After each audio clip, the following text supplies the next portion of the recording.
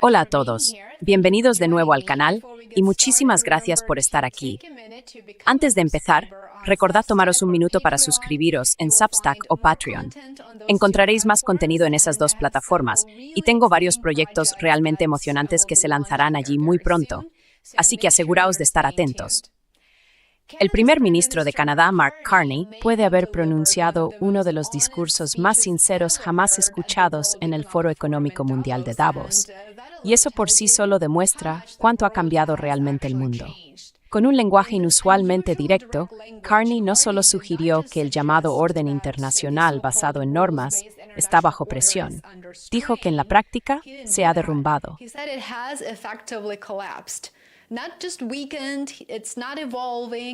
No solo se ha debilitado, no está evolucionando, no se está transformando, se ha derrumbado. Y estamos, en sus palabras, en medio de una ruptura, no de una transición. Precisamente en eso me gustaría centrarme en este vídeo, en la distinción entre una ruptura y una transición. Una transición, por supuesto, implica continuidad, implica ajuste y algún tipo de reparación como un retorno a la normalidad, pero una ruptura significa, en realidad, algo que ya se ha roto más allá de toda posibilidad de restauración. No hay vuelta atrás, y precisamente ahí es donde nos encontramos hoy. Que esto provenga del líder de un país considerado durante mucho tiempo uno de los aliados más fieles de Washington, uno de los estados más alineados del mundo, no fue en absoluto una frase lanzada al azar.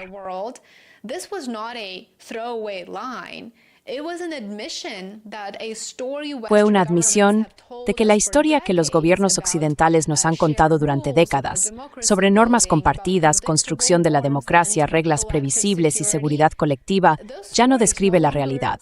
Y de hecho, esa realidad nunca existió en primer lugar. Nunca lo hizo. Era un mundo imaginario en el que nos condicionaron a creer que existía. El discurso de Carney despojó ese barniz diplomático, por así decirlo. Sostuvo que la propia integración económica ha sido convertida en un arma por las grandes potencias, y más concretamente por Estados Unidos. Pero, por supuesto, no quiso dar nombres. Las medidas proteccionistas, como los aranceles y las sanciones, ya no son herramientas defensivas. Nunca lo fueron, aunque así se las describía.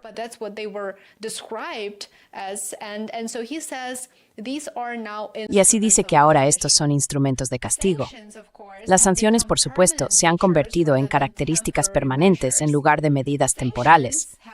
De hecho, las sanciones se han transformado en un castigo colectivo, porque, como sabemos muy bien, tienen como objetivo a los civiles para desestabilizar naciones, para derribar regímenes no alineados. Y no hace falta mirar demasiado lejos para encontrar muchos ejemplos de ello. Por cierto, tengo un artículo completo sobre este tema en mi Substack y en mi Patreon, si te interesa aprender más sobre cómo funcionan las sanciones. En ese artículo también hago referencia a un estudio académico reciente que muestra que las sanciones impuestas por Occidente provocaron en realidad millones de muertes en el sur global. Así que no dejes de echarle un vistazo.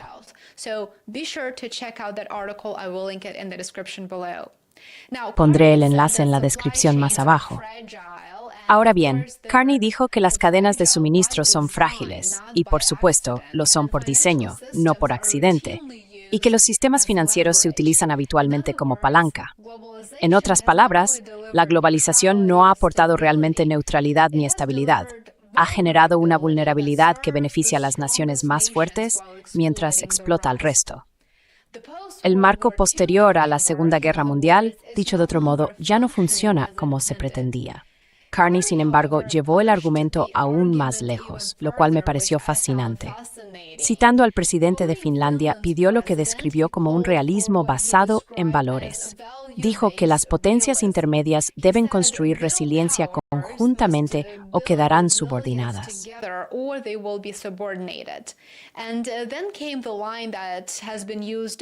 Y luego llegó la frase que se ha utilizado muchas veces antes. Carney dijo, si no estamos en la mesa, estamos en el menú. Ahora bien, por supuesto, Canadá ha estado en la mesa durante décadas. Y así, ahora que las tornas han cambiado, Canadá está abordando esto de una manera completamente diferente. También hay aquí un cierto nivel de hipocresía. hay que admitirlo. Pero para gran parte del sur global esto no fue una revelación, ni una noticia. Se ha dicho en contextos ligeramente diferentes, muchas veces antes por líderes de la alianza BRICS y otros que han señalado que el llamado orden basado en reglas nunca fue universal.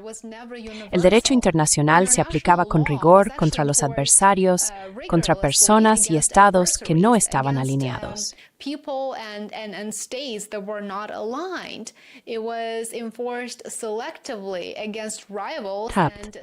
Se aplicaba selectivamente contra los rivales y simplemente se ignoraba cuando Estados Unidos o sus aliados cruzaban líneas rojas.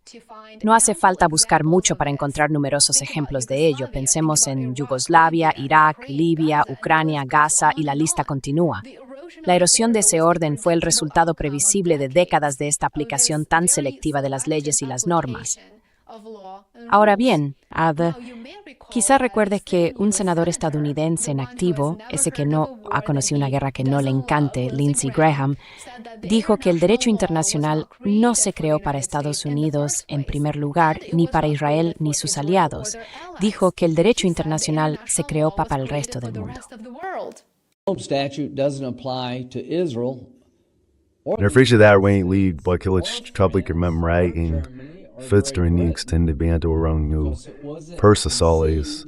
To come after us. Lo que oímos decir abiertamente a Carney en Davos la semana pasada fue aquello que los líderes occidentales habían evitado discutir durante mucho tiempo. Reconoció que el problema no es una crisis temporal, sino un fallo estructural. La ironía, por supuesto, es imposible de pasar por alto. Canadá y Europa se enfrentan ahora a la fragilidad de unas normas que antes daban por permanentes, las mismas normas que históricamente les beneficiaron, y lo hacen precisamente porque esas normas ya no les protegen. Antes estaban sentados a la mesa, pero ahora intentan desesperadamente evitar estar en el menú. Ante una coerción económica abierta, las potencias medias occidentales están descubriendo lo que realmente significa la dependencia. ¿Hasta qué punto llega la humillación? ¿Y cómo es pasar de ser un vasallo feliz a un esclavo miserable? Por usar las palabras del primer ministro belga.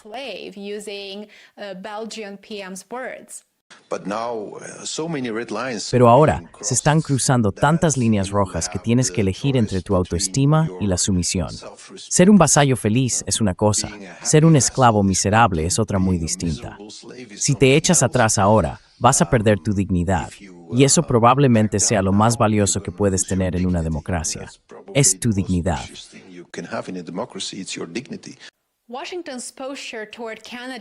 La postura de Washington hacia Canadá y Europa se parece cada vez más a la forma en que Occidente ha tratado históricamente a las naciones en desarrollo y a aquellas que designaba como adversarias.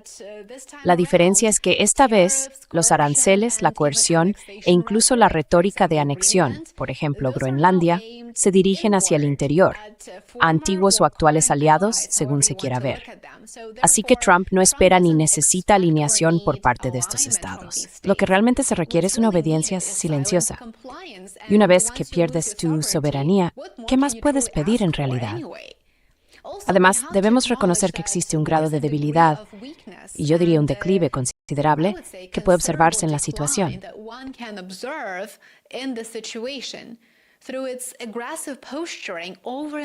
A través de su actitud agresiva una y otra vez hacia múltiples actores internacionales y mediante su ultraviolencia, por ejemplo, ataques a naciones soberanas, hay un actor que intenta desesperadamente aferrarse a los restos de su poder. Y a medida que éste se le escapa de las manos, cuanto más desesperado se vuelve el actor, más brutales son sus acciones.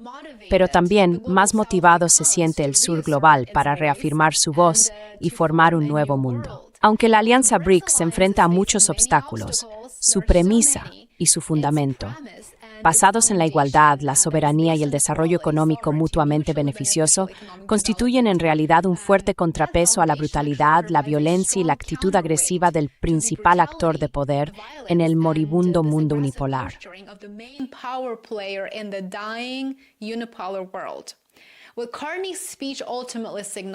Lo que el discurso de Carney señaló en última instancia es que el orden internacional basado en normas ha fracasado siendo finalmente nombrado por lo que realmente era, dependiente del poder y la violencia.